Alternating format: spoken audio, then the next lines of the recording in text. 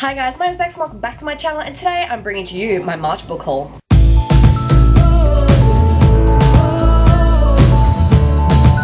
It's finally been and gone, guys, and not only did I have quite a good reading month, I had like a good buying month. I controlled myself a little bit more than normal, but I still have 16 books to show you, so I clearly haven't controlled myself that much. That being said, this month I received 3 books from BookBoxes, 2 from publishers, and the rest I purchased myself. So let's get started with the books I received in BookBoxes. The first book I received was Obsidio by Amy Kaufman and Jay Kristoff, and this was from the Obsidio box from the YA Chronicles. I will leave all the links to the BookBoxes down below so you can check them out. And I have been highly anticipating this book, and I'm so excited to get my hands on it. Obsidio is the 3rd book in the Illuminae files, and it was amazing. I already read this one and gave it 5 out of 5 stars, and I will link my wrap up here so you can go have a look at my non-spoilery thoughts.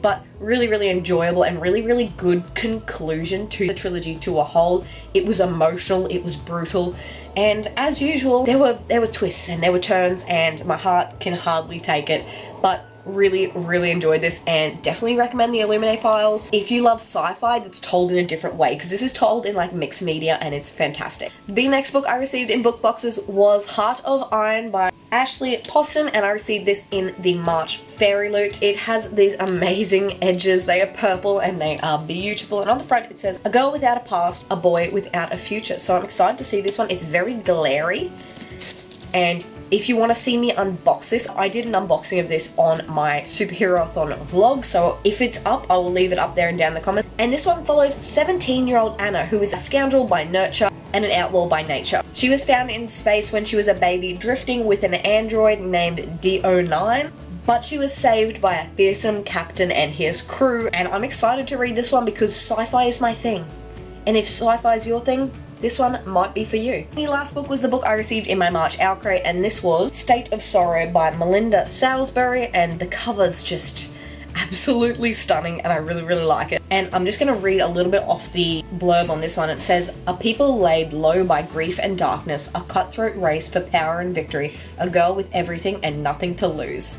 I'm not going to read much more into it, but I'm pretty sure I'm interested. Continuing on to the books I received from publishers, the first book I received unsolicited, and it is In Search Of by Ava Delaria, which is this one. It looks like a contemporary, and on the front it says, "Her past, her future, a love story." So this is told in 2 perspectives. Marilyn's in the late 90s and Angie's now. In Search Of is a sweeping intergenerational story about mothers and daughters, love and loss, holding on and letting go. I'm not a big contemporary fan, but I definitely think I'm going to read this one anyway, and this one is going to be released in Australia in May, so definitely look out for this one. And it's from the same author that brought you Love Letters to the Dead. And the next book I received from Allen and Unwin as well, so thank you very much to Allen and Unwin for sending this one to me.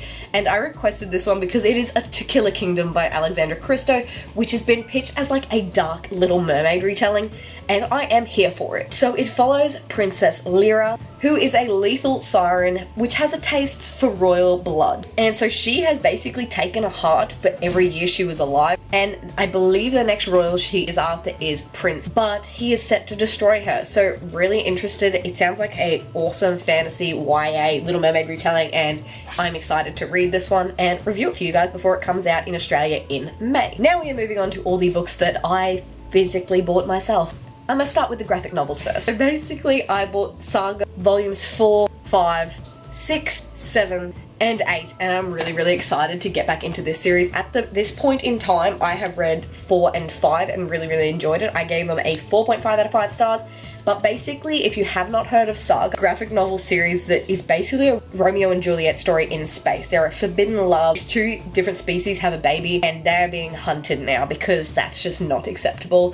And yeah, really excited to dive more into Saga, and it is crude and entertaining, and I absolutely love it. And next, I got a comic book for the Superhero-a-thon, and I got Wolverine Old Man Logan by Jeff Lemire, and I really enjoyed this one too. I've already read this one at this point, and I think I gave it a 3.5 out of 5 stars, but you will have to wait for my Superhero-a-thon wrap-up for me to confirm that, because I cannot remember. It follows Logan, who's gone through life and it's been horrific on him, and now he's come back as an old man and he's trying to rectify what's going to happen in the future because he comes from the future. Really enjoyable. I'm excited to continue on with this one. It's very, very short, but they had cameos of some amazing characters, which I absolutely love. The next book I purchased was Waking Gods by Sylvain Neuvel, and this is the second book in the Themis Files. It follows on from Sleeping Giants, and this book was amazing. It's a sci-fi, and it's basically about a little girl who falls into a hole and lands into a massive metal hand, which when it is attached to all these different parts makes like a metal god, and it's really amazing. These are told in like interviews and surveillance footage and stuff like that, so it's really, really interesting way of telling a story, and you can just fly through it.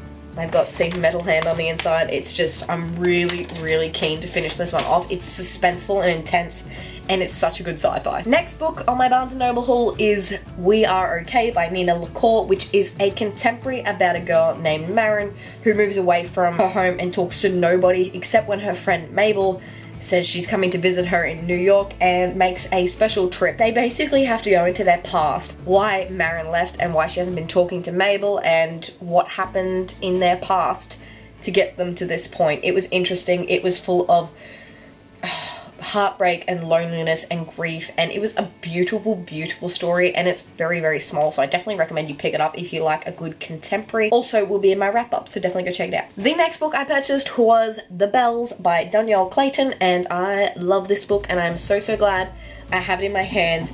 The Bells lives in a world of Orleans, and it's based off New Orleans, and basically everyone is ugly and grey in this world, and bells are full of colour and give colour and beauty to others. Camellia, who wants to be the best belle, she wants to live in the royal castle and be the epitome of bells.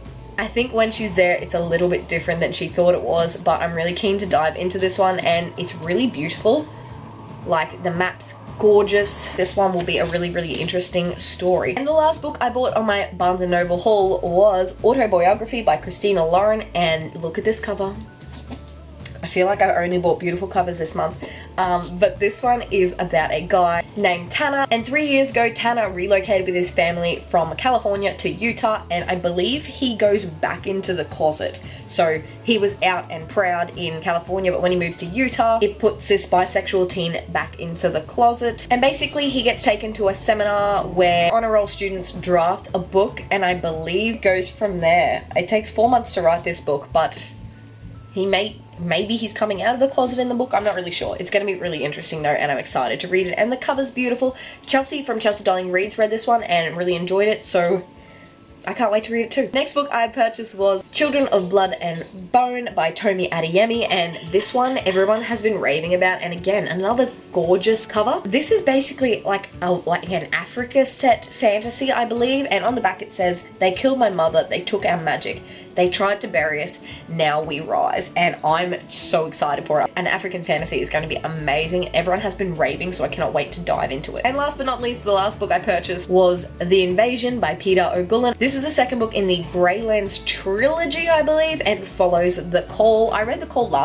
2 years ago and I didn't really enjoy it, but I said back then that I'd give the second book a go, and I'm definitely going to be doing that with The Invasion. So The Call, if I remember correctly, follows like Ireland, which is cut off from the rest of the world. They're a fae that are beneath the world sort of thing, and they took all the children and make them survive 24 hours in their lands, and they are absolutely brutal and gruesome. But it follows Nessa, who was a character that somehow survived, and it's going from there. But these fae are like brutal and like decapitate people, like it's next level. So I'm excited to see where this one goes. Hopefully I like it more than I did The Call. But if I get through it and I'm not loving it, I will be DNFing it. I just cannot be bothered. And that's it from me today, guys. Those are all the books that I purchased or received in the month of March. That's it from me today, guys. If you like this video, please give a big thumbs up, subscribe if you'd like to see more and have not already, and chat to me down in the comments. Let me know what books you bought in the month of March. I could not wait to hear about them, and hopefully you love them as well. That's it from me today, guys. I make videos every Monday and Thursday, and I'll see you in a new one. Bye.